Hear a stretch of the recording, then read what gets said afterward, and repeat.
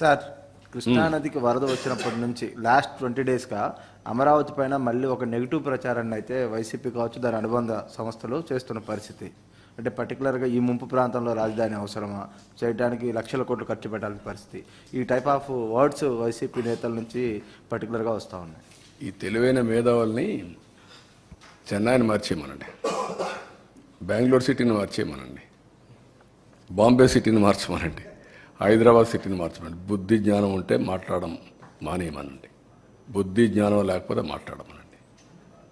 మీ ఇంటి మీద నీళ్ళు వస్తాయని ఆకాశంలో పోతావు, నువ్వు ఇంటికి నీళ్లు రాకుండా చూసుకోవాలి. ఊరికే మర్యాద చెప్తే మర్యాద కూడా లేదు వీళ్ళకు. మర్యాద తెలుసుకునేది నేర్చుకోవాలి.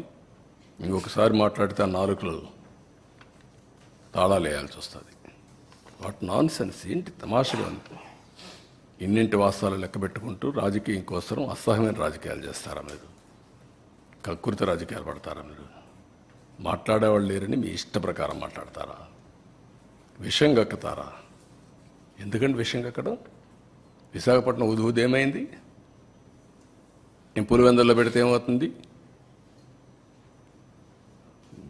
తిరుపతికి ఫ్లడ్ రాలేదా? ఏ సిటీ సేఫ్? ఏ సిటీ సేఫ్? నెల్లూరు రాలా? What are you talking? Krishna Godavari ఎక్కడుంది? రాజమండ్రి ఎక్కడున్నాయి? కర్నూలు ఎక్కడుంది? మోస్ట్ అప్పర్ రీచ్లో ఉండే కర్నూలు ఏమైంది?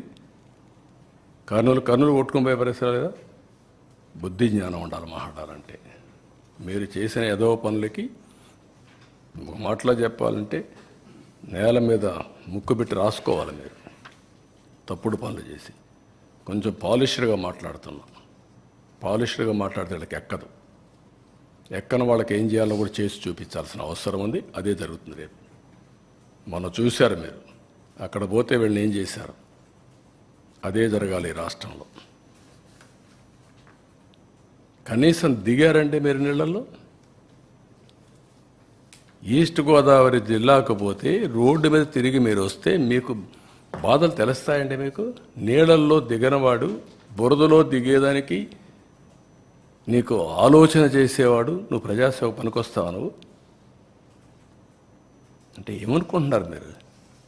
అంటే ఏది చెప్పినా నమ్మేస్తారని అజం ఆ పేపర్లు పెట్టుకొని, తప్పుడు పేపర్లు పెట్టుకొని తప్పుడు ప్రచారాలు చేసుకుంటూ బతికిపోవాలనుకుంటున్నారు. ఆ ఆటలు సాగవు. అది గుర్తుపెట్టుకోమని హెచ్చరిస్తాను. అందుకే ప్రజలు కూడా 11 సీట్లు ఇచ్చి ఏ విధంగా తీర్పు ఇవ్వాలని ఇచ్చారు. That it self is an indication. ఊరంతా ఒక దారి, వీళ్ళది ఇంకొక దారి అంటారు. ముసలివాళ్ళు అంటే నడవలేని ముసలివాళ్ళు పెన్షన్ డబ్బులు తీసుకొచ్చి ఇచ్చి ఒక నెల నాకు పర్వాలేదు, లేకుంటే 4-5 నెలలు సేవ్ చేసుకున్నాను, ఈ డబ్బులంతా ఇస్తానని చెప్తే బుద్ధి జ్ఞానం ఉందా మీకు? ఎంత రెస్పాన్స్ అండి? వై పీపుల్ ఆర్ గివింగ్ అంటే అమాయకులు వాళ్ళు. ఒక విపత్తు వచ్చినప్పుడు ప్రవర్తించవలసిన తీరది. వాళ్ళు మనుషులు. నువ్వు మనిషి కాదు కాబట్టి, ఈ పార్టీ మనుషులు కాదు కాబట్టి ఇష్ట ప్రకారం మాట్లాడుతున్నారు. మానవత్వం లేకుండా మాట్లాడుతున్నారు. పుండు మీద కారం చల్లినట్టు. పార్టీ తరపున అనౌన్స్ చేశారు అమౌంట్.